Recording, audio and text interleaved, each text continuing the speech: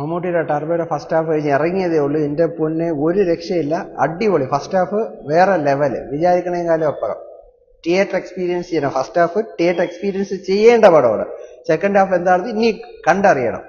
ഇപ്പം തന്നെ 2024 4 പടം 100 കോടി ക്ലബ്ബിൽ കയറി. ഇതായിപ്പോൾ 5ാമത്തെ പൃഥ്വിരാജിന്റെ ഗുരുവായൂർ അമ്പലനടയിൽ 50 കോടി കഴിഞ്ഞ്. എന്തായിരുന്നാലും അത് 100 കോടി ക്ലബ്ബിൽ കയറും. അങ്ങനെയാണ് അത് 5ാമത്തെ 100 കോടി ക്ലബ്ബിലെ പടം.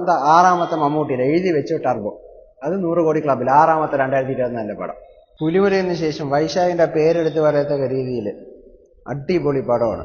പുലിമുരുകന് ശേഷം വൈശാഖിന്റെ തിരിച്ചു വരവ് ടർബോയിൽ കാണാം.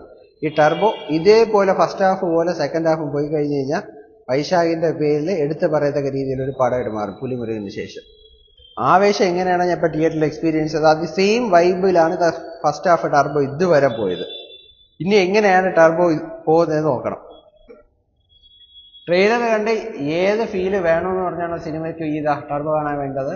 അത്രയും അതേപോലെ ആ ലെവലിൽ ഫസ്റ്റ് ഹാഫ് കഴിഞ്ഞത് വരെ ഉണ്ട്. ഫസ്റ്റ് ഹാഫ് കഴിഞ്ഞതുവരെ ട്രെയിലറിൽ എന്തൊക്കെയാണ് എക്സ്പെക്ടേഷൻ തന്നിരിക്കുന്നത് അത്രയും സാധനത്തിൽ ഫസ്റ്റ് ഹാഫ് കഴിഞ്ഞത് വരെ ഉണ്ട്. ഇനി എന്താണ് സെക്കൻഡ് ഹാഫ്, ഇതുപോലെ പോവുകയാണെങ്കിൽ വേറെ ഒന്നും നോക്കണ്ട. ക്ലീശ ഡയലോഗാണ്, എന്നാലും പറയാതിരിക്കാൻ പറ്റൂല. ഈ 73ാമത്തെ വയസ്സിലും മമ്മൂട്ടി കാണിക്കുന്ന ആക്ഷൻ, ഫൈറ്റ്, മാസ് സത്യം പറഞ്ഞു കഴിഞ്ഞാൽ അത്ര ഗംഭീരം, അടിപൊളിയാണ്.